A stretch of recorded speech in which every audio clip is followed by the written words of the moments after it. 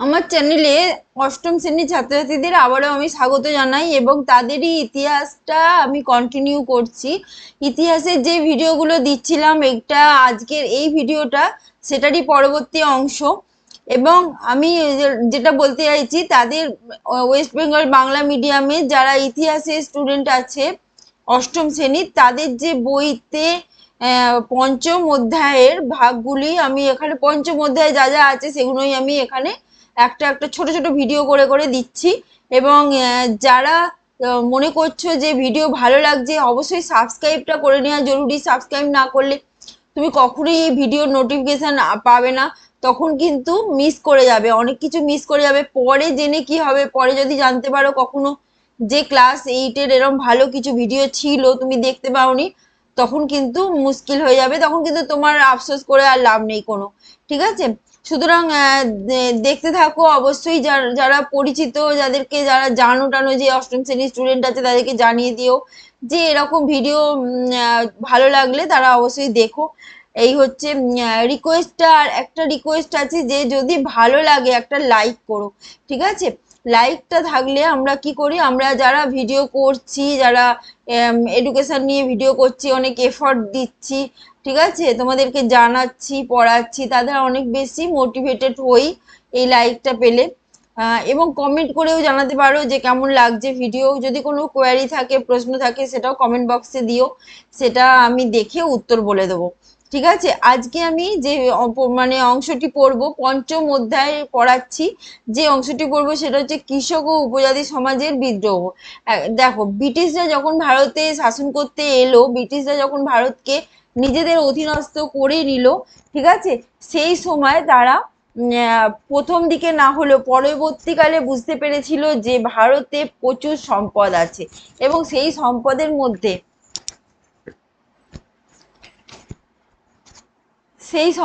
মধ্যে বনজ সম্পদ অন্যতম। বনজ সম্পদ প্রচুর আছে, প্রচুর মূল্যবান কাঠ আছে, মূল্যবান বনজ সম্পদ আছে, মধু আছে, বনজ সম্পদ, বনজ প্রাণী, ঠিক আছে। এবং তারা রেলপথ বিস্তারের উদ্যোগ নিয়েছিল, সেটা তোমরা সকলেই জানো। এবং এই এপিসোডের আগের এপিসোডটাতে মানে 4 নম্বর অধ্যায়তেই তোমরা পড়েছো যে রেলপথ স্থাপন করা হয়েছিল এবং প্রচুর টাকা অর্থ ব্যয় করা হয়েছিল, প্রায় 300 কোটি টাকা ব্যয়, 360 কোটি টাকা প্রায় ব্যয় করা হয়েছিল। এবার দেখো যে এই যে বনভূমি দখল করা, তারা কি করলো, তারা তো সবসময় কি ভাবছে যে যখন বনভূমিতে কিছু উপজাতি মানুষ বসবাস করতো, যেমন কোল, ভিল, মুন্ডা, সাঁওতাল, ঠিক আছে, এরা বসবাস করতো এবং এরা স্বাধীনভাবে বসবাস করতো। এদের উপর কেউ বল প্রয়োগ করতো না, কেউ জোর খাটাতো না, কেউ এদের থেকে অর্থ চাইতো না। এরা বংশ পরম্পরায় বনজ সম্পদ আহরণ করে বনের মধ্যে, বনের কাঠ, ফল, ফুল, মধু সংগ্রহ করতো এবং বনেতেই তারা পণ্য কুটির স্থাপন করে বনেই বসবাস করতো। তাদের কিন্তু কোনো রকম কেউ উৎপীড়ন করতো না, তাদের থেকে কেউ অর্থ চাইতো না, উপরন্তু তাদেরকে অনেক সুযোগ সুবিধাও দেয়া হতো। তারা ঝুম চাষ করতো, সেক্ষেত্রেও তাদেরকে কিছু বলা হতো না। ঝুম চাষ মানে হচ্ছে বনভূমি কেটে সেটাকে সমতল ভূমি পরিণত করে সেখানে চাষাবাদ করা। ঠিক আছে? যদিও এটা ক্ষতিকর একটা পরিবেশের জন্য এবং জমির জন্য বটে। আচ্ছা, কিন্তু তা সত্ত্বেও তাদের কিছু বলা হতো না, তারা কিন্তু বংশ পরম্পরায় ওইখানেই ওই বনেই থাকতো এবং বনের বন্য পশু শিকার করেও তারা খেত। ঠিক আছে? কিন্তু যখন ব্রিটিশরা দেখলো এরকম বনজ সম্পদ এত বেশি আছে, মূল্যবান কাঠ বেশি আছে, তখন তারা সবসময় দেখেছো, লক্ষ্য করেছো তোমরা নিশ্চয়ই আগের এপিসোডগুলো যখন পড়েছো, তারা সবসময় একটা আইন প্রণয়ন করার চেষ্টা করেছে, আইন মোতাবেক কাজ করার চেষ্টা করেছে। তারা ভাবছে যে মুখের কথা যদি কাজ না হয়, লিখিত আইন, ঠিক আছে। তারা 1855 সালে এবং 1865 সালে অরণ্য আইন সনদ এসব পাস করে বনেতে বসবাস করা নিষিদ্ধ করা এবং নিয়ন্ত্রণ করা, বনে যারা বসবাস করছে তাদেরকে জীবনযাত্রা তাদের নিয়ন্ত্রণ করা, এই সমস্ত তারা চেষ্টা করতে থাকলো।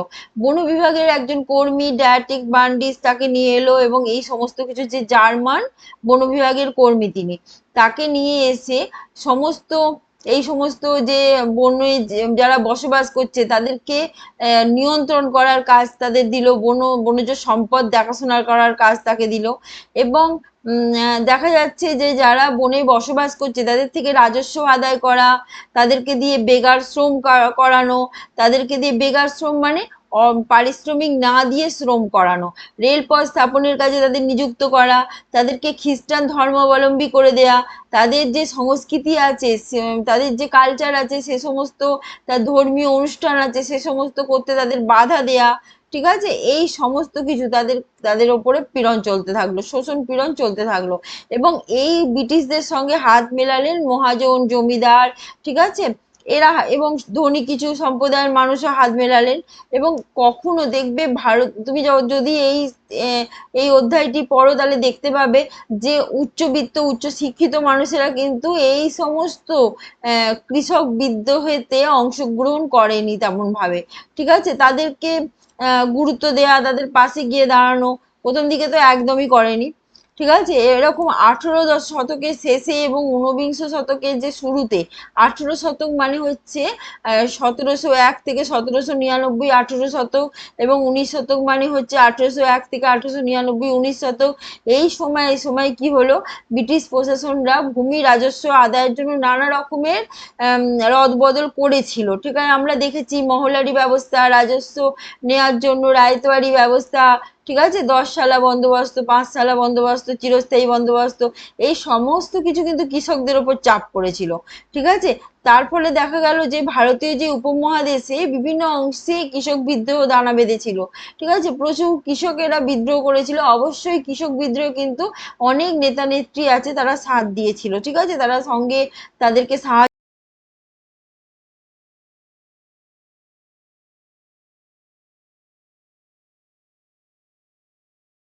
মধ্যে মূলত আছে সাঁওতাল বিদ্রোহ, মালাবার মোপালা বিদ্রোহ, ঠিক আছে, কোল বিদ্রোহ, মুন্ডা বিদ্রোহ, এই সমস্ত কিছু।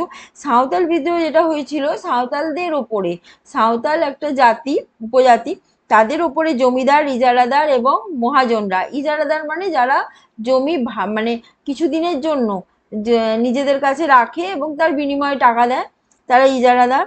এবং ইজারাদার মহাজনদের শোষণ, পাশাপাশি ব্রিটিশদের শোষণ অব্যাহত ছিল সাঁওতালদের ওপরে। এবং কি করা হতো, সাঁওতালদের থেকে খাজনা আদায় করার জন্য বহিরাগত কিছু সম্প্রদায়ের মানুষকে নিযুক্ত করা হয়, এদের বলা হয় দিকু, ঠিক আছে? এই দিকুরা কিন্তু অত্যাচার প্রবলভাবে করতে থাকে রাজস্ব আদায়ের জন্য, ঠিক আছে?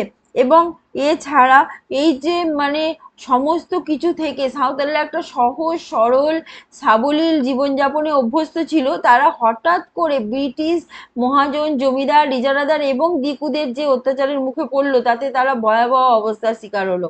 এবং এই অবস্থা থেকে তারা মুক্তি পেতে তারা তাদেরই কিছু নেতা নেত্রীর নেতৃত্বে, নেতৃত্ব ছিল না, নেতার নেতৃত্বে আন্দোলন করতে থাকলো, ঠিক আছে? এরা হচ্ছে সিধু কানু, চাঁদ ভৈরব, এরা প্রমুখ ছিল নেতা। এবং এই বিদ্রোহ প্রচুর ছড়িয়ে পড়ে ব্রিটিশদের কাছে। সাঁওতাল বা ওই যে কোনো উপজাতিরা কিভাবে আক্রমণ করেছিল, কারণ তীর, বর্ষা, বল্লম, ঠিক আছে, এইসব দিয়ে আক্রমণ করতো। আম পাতা মানে শাখা, আম গাছের শাখা দিয়ে তারা বার্তা পাঠাতো, ঠিক আছে? এবং কি হতো, কি হয়েছিল, ব্রিটিশরা কিন্তু তাদের উপর গুলি চালিয়েছিল। প্রায় 23,000 নরনারীকে, সাঁওতাল নরনারীকে হত্যা করা হয়েছিল। এবং অবশেষে বলা যায় সাঁওতাল বিদ্রোহ কিছুটা সফল হয়েছিল, কারণ সাঁওতাল পরগনা তাদের জন্য নির্ধারিত করে দেওয়া হয়েছিল। আর এছাড়া হিন্দু প্যাট্রিয়ট বলে একটি পত্রিকা ছিল, যে পত্রিকার সম্পাদক ছিলেন হরিশচন্দ্র মুখোপাধ্যায়, তিনি সাঁওতাল বিদ্রোহ নিয়ে লেখালেখি করেছিলেন, ঠিক আছে? বলতে পারা যায় সাঁওতালদের এই যে বেগার শ্রম করানো, অতিরিক্ত খাজনা আদায়ের তাদের থেকে চেষ্টা করা, তাদেরকে খ্রিস্ট ধর্মে রূপান্তরিত করার চেষ্টা করা, তাদের সংস্কৃতি কেড়ে নেওয়া, সেই সমস্ত কিছুর বিরুদ্ধে তিনি সরব হয়েছিলেন, ঠিক আছে? এটা তার মহানুভবতা এবং তার প্রতিবাদী ভূমিকাকে আমরা অবশ্যই সশ্রদ্ধ চিত্তে স্মরণ করব। এবং এছাড়া হচ্ছে মালাবার মোপালা বিদ্রোহ, দক্ষিণ ভারতে মালাবার অঞ্চলে যে কৃষক ছিল তারা এই ব্রিটিশদের বিরুদ্ধে আন্দোলন করেছিল। এবং এই মোপালাদের অনেকেই ছিল কৃষি শ্রমিক, মানে ভাড়াটে, চাষি বা কারোর জমিতে তারা কাজ করে, ছোট ব্যবসায়ী। জেলে ব্রিটিশরা মালাবার দখল করার পর গরিব কৃষকদের ওপরে বেআইনি কর চাপিয়ে দেয় এবং মালাবার অঞ্চলে বিদ্রোহ ঘনীভূত হয়েছিল। এবং সশস্ত্র সব বিদ্রোহতে এই ব্রিটিশরা একটা সশস্ত্র বাহিনী প্রয়োগ করেছিল, কারণ তাদের কাছে তো বন্দুক টন্দুক রয়েছে, তারা বন্দুক দিয়ে গুলি করার একটা প্রচেষ্টা তাদের মধ্যে রয়েছে। ঠিক আছে। আচ্ছা, এরপরে যে বিদ্রোহগুলোতে আসবো সেগুলো হচ্ছে ফরাজি আন্দোলন, মুন্ডা মুন্ডা উলঘুলান। উলঘুলান কথাটার অর্থ হচ্ছে চরম বিশৃঙ্খলা। ঠিক আছে। মুন্ডা একটা জাতি, সেই জাতিটা হচ্ছে উপজাতি, এবং ওই উপজাতীয় সম্প্রদায় বিদ্রোহ করেছিল। তার কারণও ছিল ওই একই বহিরাগত দিকুদের অত্যাচার, মহাজনদের অত্যাচার, ব্রিটিশদের অত্যাচার, সব কিছুর মধ্যেই একটা অলৌকিক মানে এই একই ব্যাপার ঘনীভূত হয়েছে। ঠিক আছে। একই কারণে বিদ্রোহগুলো হয়েছে। হ্যাঁ, যে অলৌকিক ব্যাপারটা বলছিলাম, তারা বিরসা মুন্ডাকে মনে করতো যে অলৌকিক ক্ষমতার অধিকারী। ঠিক আছে। বিরসা মুন্ডা ছিল মুন্ডা বিদ্রোহের নেতা, এবং এই বিরসা মুন্ডা কিন্তু বিদ্রোহের নেতৃত্ব দিয়েছিল, যদিও তিনি বেশি দিন জীবিত ছিলেন না। আচ্ছা, এরপরে যেটা আসছি সেটা হচ্ছে ওহাবি আন্দোলন, যেটা পরবর্তীকালে বারাসাত বিদ্রোহের রূপ নেয়। ওহাবি আন্দোলন কিন্তু সূচনা হয়েছিল আরবে আব্দুল ওহাবের নেতৃত্বে। এটা পরবর্তীকালে সৈয়দ আহমদ খান এই বিদ্রোহের নেতৃত্ব দিয়েছিলেন। পরবর্তীকালে যদিও এই বিদ্রোহ কিন্তু সূচনা লগ্নে উপজাতি বিদ্রোহ ছিল না বা স্বাধীনতার আন্দোলন ছিল না, এটা ছিল মুসলিম ধর্মকে পবিত্র করার উদ্যোগে ওটা উদ্যোগ, সংস্কার মুক্ত করার একটা উদ্যোগ বলা যায়। এটা পরবর্তীকালে বারাসাত বিদ্রোহে রূপান্তরিত হয়, এবং বারাসাত বিদ্রোহের নেতৃত্ব দিয়েছিলেন তিতুমির, যার প্রকৃত নাম মীর নিসার আলী। তিনি কি করেছিলেন, বারাসাতে বাঁশের কেল্লা তৈরি করেছিলেন, এবং কেল্লা তৈরি করে সেই কেল্লাতেই তিনি অস্ত্র মজুত করেছিলেন, এবং সেই অস্ত্র দিয়ে ব্রিটিশদের বিরুদ্ধে যুদ্ধ করেছিলেন। অবশ্যই তিনি নারকেল বেরিয়া বা বারাসাত বিদ্রোহ এই দমন করার জন্য ব্রিটিশরা কিন্তু কামান দেখে বাঁশের কেল্লা ধ্বংস করে দিয়েছিল। ঠিক আছে। এবং বারাসাত অঞ্চলে তিনি যে বাঁশের কেল্লাটা বানিয়েছিলেন তিতুমির, তখন তিনি নিজেকে বাদশাহ বলে বাদশাহ উপাধিতে ভূষিত করেছিলেন। আচ্ছা, এবার ফরাজি আন্দোলনে আসি। পূর্ব বাংলা, মানে এখন অধুনা যে বাংলাদেশ, সেইটা ফরিদপুর অঞ্চলে হাজী শরীয়তুল্লাহ গরিব চাষিদের ওপর, মানে গরিব চাষিদের নিয়ে একটা ফরাজি আন্দোলন গড়ে তুলেছিলেন। এটাও কিন্তু ইসলাম ধর্মকে পরিশুদ্ধ করার জন্য একটা আন্দোলন। ঠিক আছে। পরবর্তীকালে এই আন্দোলন কিন্তু ব্রিটিশ বিরোধী আন্দোলনের রূপ নেয়। আচ্ছা, এরপরে আসছি নীল বিদ্রোহ প্রসঙ্গে। সকলেই অবগত আছো নীল বিদ্রোহ প্রসঙ্গে, কারণ ইংল্যান্ডের ম্যানচেস্টারে যেখানে বস্ত্র তৈরি হতো, সেইখানে বস্ত্র কারখানায় দরকার ছিল প্রচুর নীল, এবং সেই নীল ভারত থেকে চাষ করে তারা ব্রিটিশরা সেখানে নিয়ে যেত। আর নীল চাষ করলে জমির উর্বরতা নষ্ট হয়ে যায়। যখন কৃষকরা এটা বুঝতে পারলো, তখন কিন্তু নীল চাষ করতে তারা চাইতো না। এরপর কি হচ্ছে, 1960 সালে, সরি 1860 সালে, 1860 সালে 60-61 এরম সময় কি হয়, দীনবন্ধু মিত্র নীল দর্পণ নাটক রচনা করেন এবং প্রকাশিত করেন 1860 সালে। এবং এই নাটকটি প্রথম তো বাংলায় লেখা হয়েছিল, পরবর্তীকালে কি হয়েছিল, অনেকে বলে মাইকেল মধুসূদন দত্ত অনুবাদ করেছিলেন, অনেকে বলে জেমস রেভারেন্ড লং সাহেব অনুবাদ করেছিলেন। যাই হোক গে, রেভারেন্ড লং সাহেবের জেল হয়েছিল, এবং তাকে জরিমানা দিয়ে 1000 টাকা জরিমানা দিয়ে ছাড়িয়ে এনেছিলেন কালীপ্রসন্ন সিংহ। ঠিক আছে।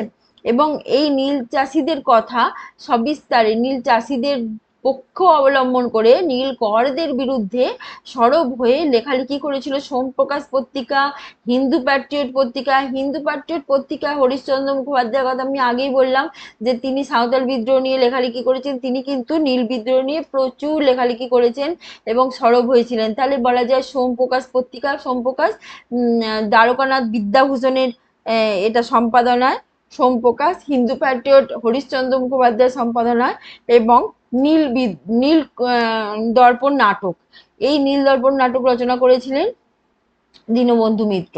এই সমস্ত কিছু যখন শিক্ষিত সমাজে এত মানুষ এতভাবে প্রতিবাদ করছে, তখন স্বাভাবিকভাবে নীল বিদ্রোহ কিন্তু নীল বিদ্রোহটা ভালো একটা সফলতা পেয়েছে বলা যেতে পারে, ঠিক আছে। এবং নীলকরদের অত্যাচারও বন্ধ হয়েছে। আর নীল বিদ্রোহে যারা অংশগ্রহণ করেছিল, যারা নেতা ছিল, তারা হচ্ছে দিগম্বর বিশ্বাস, বিষ্ণুচরণ বিশ্বাস, ঠিক আছে, এরা ছিল নেতা, ঠিক আছে। আচ্ছা, এরপরে আসছি যেটা মহাবিদ্রোহ, সেটা হচ্ছে 1857 সালের মহাবিদ্রোহ। সেটা আমরা সিপাহী বিদ্রোহ বলি। এবং এই বিদ্রোহ এত ব্যাপক হয়েছিল, এত অভূতপূর্ব রূপ পরিগ্রহ করেছিল, এবং প্রকৃতপক্ষে বলা যেতে পারে সিপাহী বিদ্রোহতেই কিন্তু ব্রিটিশরা ভয় পেয়েছিল, কারণ সিপাহীদের হাতে অস্ত্র ছিল। এতক্ষণ যতগুলো বিদ্রোহের কথা আমরা বললাম, তাদের বিদ্রোহীদের হাতে কিন্তু অস্ত্র বলতে সেরকম কিছু ছিল না যে ব্রিটিশদের গুলির সামনে তারা দাঁড়াতে পারবে। কিন্তু সিপাহী বিদ্রোহে সিপাহীদের হাতে অস্ত্র ছিল। ভারতীয় যারা সিপাহী ছিল, ভারতীয় সিপাহী ছিল, ইউরোপীয় সিপাহী ছিল, কিন্তু ইউরোপীয় সিপাহীর তুলনায় ভারতীয় যে সিপাহী ছিল তাদের বেতন কম ছিল, সুযোগ সুবিধা কম ছিল, তাদেরকে খাবার দাবার ভালো দেওয়া হতো না, নানান কিছু কারণে ক্ষোভ বিক্ষোভ দানা বাঁধছিল। এবং একটি প্রত্যক্ষ কারণকে অবলম্বন করে বিদ্রোহ কিন্তু সূচনা হয়। সেই প্রত্যক্ষ কারণটি হচ্ছে যে বন্দুকের যে টোটাটি আছে সেটি মুখ দিয়ে দাঁত দিয়ে কেটে তবে বন্দুকে পড়তে হতো। সেই টোটাতে বলা হয়েছিল যে গরু এবং শূকরের চর্বি মেশানো আছে। গরু হিন্দু ধর্মে আম, অবদ্ধ এবং মুসলিমদের কাছে শূকর অবদ্ধ, সেই জন্য তারা দুজনে, যে হিন্দু মুসলিম উভয় সম্প্রদায়, তাদের নিজ নিজ ধর্ম নাশের ভয়ে সেই টোটা মুখে দিতে চাইলো না, ঠিক আছে। যদি এটা গুজবও হয়ে থাকে, কিছুটা হয়তো সত্যি বা না সত্যি, সেটা বিবেচনা না করেই কিন্তু ধর্ম নাশের ভয়ে ভয়ঙ্কর ভাবে আন্দোলনে পথে পা বাড়ায় এই সিপাহীরা। এবং ব্যারাকপুরের সেনা ছাউনিতে প্রথম বিদ্রোহ হয়। এই বিদ্রোহে মঙ্গল পাণ্ডেকে ফাঁসি দেওয়া হয়েছিল। তোমরা ব্যারাকপুরে গেলে মঙ্গল পাণ্ডের পার্ক দেখতে পাবে। এবং এখানে বলা যায় যে এই সিপাহী বিদ্রোহ সমগ্র ভারত জুড়ে বিভিন্ন স্থানে ঘনীভূত হয়েছিল, এবং অনেক বিশিষ্ট নেতা নেত্রী এতে অংশগ্রহণ করেছিল। এরকম বলা হচ্ছে যে যদি সিপাহী বিদ্রোহতে বেশিরভাগ ভারতীয় অংশগ্রহণ করতো এবং তাতে কি বলে সহযোগিতা করতো, সহমত প্রকাশ করতো, তাহলে হয়তো সেই সময় আমাদের দেশে স্বাধীনতা এসে যেত, ঠিক আছে। এবং এই সিপাহী বিদ্রোহ কিন্তু মানে ভারতবাসীর থেকে যে বিদ্রোহ এসেছিল, এই সিপাহী বিদ্রোহ কিন্তু ব্রিটিশরা যথেষ্ট ভীত হয়ে পড়েছিল। আচ্ছা, গড়ে আয় ঘটনাটা বলি। গড়ে আয় হচ্ছে 1857 সালে 10ই মে। তখন বিকেল শেষ হয়ে যাচ্ছে সন্ধ্যার দিকে, ঠিক আছে। সেই সময় সিপাহীরা কি করছে, উত্তরপ্রদেশের মিরাটের সেনা ছাউনিতে বসে সিপাহীরা কিছু মানুষের সঙ্গে আলাপ আলোচনা করছিল। সেই সময় তাদের কাছে একটি বাচ্চা ছেলে ছুটে ছুটে খবর দিয়ে আসে যে গড়ে আয় মানে গোড়া গোড়া সৈনিক আসছে।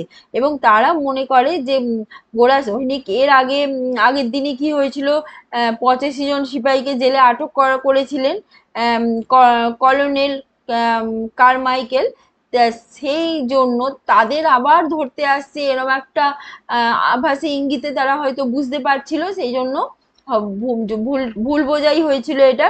কারণ তারা কেউ যে গোড়া সৈনিক আসছিল তারা কাউকে ধরতে আসছিল না, তারা প্যারেড করে করে প্রার্থনা গিয়ে যাচ্ছিল। কিন্তু সেই অল্প বয়সী ছেলেটা গড়ে আয় করে বাজারের দিকে ছুটে আসে, এবং সিপাহীদের সেনা ছাউনিতে, যেখানে সিপাহীরা বসে সাধারণ মানুষের সঙ্গে কথা বলছিল, সেখানে তারা ছুটে আসে। এবং ছুটে আসার জন্য তাদের মধ্যে একটা ভুল বোঝাবুঝি তৈরি হয়, এবং তারা ওই যে প্যারেড করতে আসা সিপাহীদের ওপর গুলি চালায়, ঠিক আছে। এবং একে একে গোঁড়া সৈন্যদের হত্যা করা হয়। এটা একটা ভুল বোঝাবুঝিতে হয়েছে। এবং মিরাট স্থানে, মানে উত্তরপ্রদেশের মিরাটে সিপাহী বিদ্রোহ শুরু হয়ে যায়। এবং সিপাহীরা পরবর্তীকালে মুঘল সম্রাট বাহাদুর শাহকে সম্রাট হিসেবে, ভারতের সম্রাট হিসেবে ঘোষণা করেছিল এবং তার সাহায্য প্রার্থনা করেছিল। কিন্তু দেখা যাচ্ছে আদতে কিন্তু সিপাহী বিদ্রোহকে ব্রিটিশরা দমন করতে করেছিল। এবং কিছু ভালো স্তোত্রবাক্য, ভালো ভালো কথা তারা বলে সিপাহী বিদ্রোহ দমন করেছিল। এবং এই সিপাহী বিদ্রোহের পরে 1857 সালের পরেই 1858 সালে ইস্ট ইন্ডিয়া কোম্পানি যে শাসন করছিল এতদিন, সেই শাসনের অবসান ঘটে। ব্রিটেনের পার্লামেন্ট সরাসরি ভারতের শাসনভার গ্রহণ করে, এবং মহারানী ভিক্টোরিয়া হন ভারত সম্রাজ্ঞী, ঠিক আছে। এবং কিছু ভালো ভালো কথা, ভালো ভালো উপদেশ, ঠিক আছে, দিতে থাকে, যে বলা হয় সত্য বিলোপ নীতি বিলোপ করা হলো, ঠিক আছে, যোগ্যতা অনুযায়ী কাজ দেয়া হবে, তারপরে স্বজন পোষণ করা হবে না, এই সমস্ত কিছু ভালো ভালো কিছু কথা বলে ভারতীয়দের ঠান্ডা করে, ঠিক আছে। এবং এই সিপাহী বিদ্রোহ প্রথমে দক্ষিণ ভারত ছিল সিপাহী বিদ্রোহের আয়ত্তের বাইরে, মানে সিপাহী বিদ্রোহের সীমাবদ্ধতার মধ্যে ছিল না। প্রথমে প্রথমেই তো আমরা বলেছি যে ব্যারাকপুরে সিপাহীদের সেনা ছাউনিতে বিদ্রোহ হয়েছিল, এবং বাংলা থেকে আস্তে আস্তে উত্তরপ্রদেশ, মধ্যপ্রদেশ ছড়িয়ে পড়ে উত্তর ভারত, কিন্তু দক্ষিণ ভারতটা এর আওতার বাইরে ছিল। এবং অসামরিক সাধারণ জনগণ যারা সিপাহী অংশগ্রহণ করেছিল, যারা সৈনিক নয়, যারা যোগদান করেছিল, তাদের মধ্যে দু ধরনের মানুষ ছিল। কিছু সামন্তপ্রভু জমিদার ছিল, আর যারা নিজেদের সুযোগ সুবিধা হারিয়েছিল ব্রিটিশদের জন্য, এরকম কিছু মানুষও ছিল। আর কিছু অভিজাত সম্প্রদায় ছিল, ঠিক আছে, যারা কোম্পানি বিরোধী অবস্থানে বিদ্রোহে অংশগ্রহণ করেছিল। তার মানে কিছু জমিদার ছিল, কিছু মহাজন জমিদার ছিল, যারা ব্রিটিশদের দ্বারা অত্যাচারিত ঠিক নয়, ব্রিটিশরা তাদের সেরকম ভাবে কোনো সুযোগ সুবিধা দিত না, ঠিক আছে। আর কিছু অভিজাত সম্প্রদায় ছিল, এবং কিছু কৃষকরাও বিদ্রোহে অংশগ্রহণ করেছিল, যারা রাজস্বের কারণে নাজেহাল অবস্থা হয়ে পড়েছিল, এবং উচ্চ হারে রাজস্ব দিতে দিতে তারা সর্বশান্ত হয়ে পড়েছিল। এরকম কিছু কৃষকেরাও কিন্তু বিদ্রোহে অংশগ্রহণ করেছিল।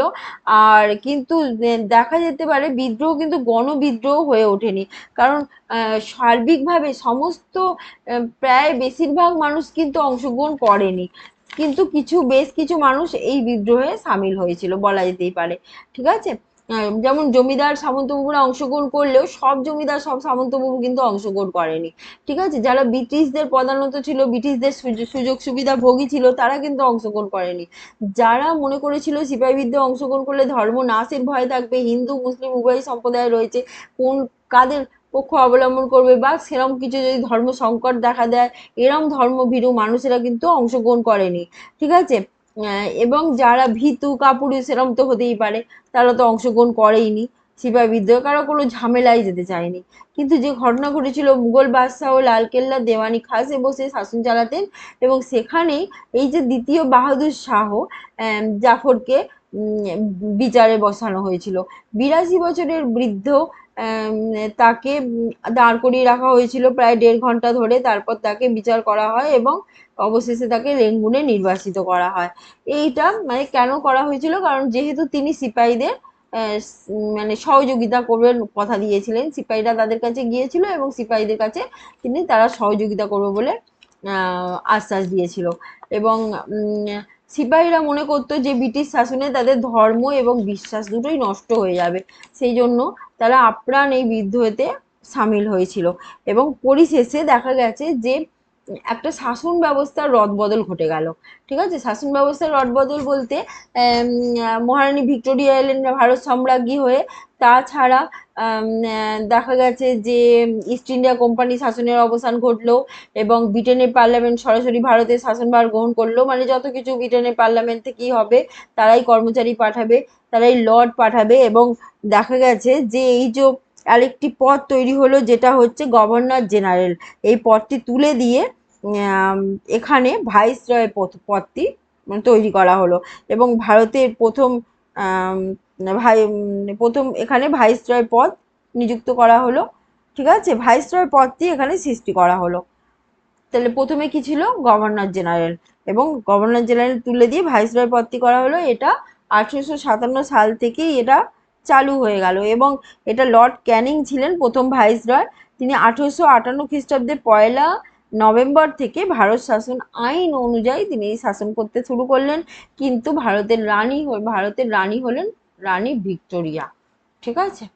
আজকে এই পর্যন্ত চ্যাপ্টারটি শেষ করলাম। এরপরে দেখতে থাকো ভিডিও, এবং 6 চ্যাপ্টারটি আমি পড়াবো। তোমরা যদি মানে সাবস্ক্রাইব করতে থাকো, তাহলে আমি অবশ্যই ক্লাস 8-এর 2 দিন, 9-এর 2 দিন, এবং 10-এর জন্য 2 দিন ভিডিও দেবো, এবং ইতিহাস ভূগোল বাংলা সব কমপ্লিট করে দেবো। আশা করছি ভালো লাগছে। লাইক করো, সাবস্ক্রাইব করাটা কিন্তু জরুরি।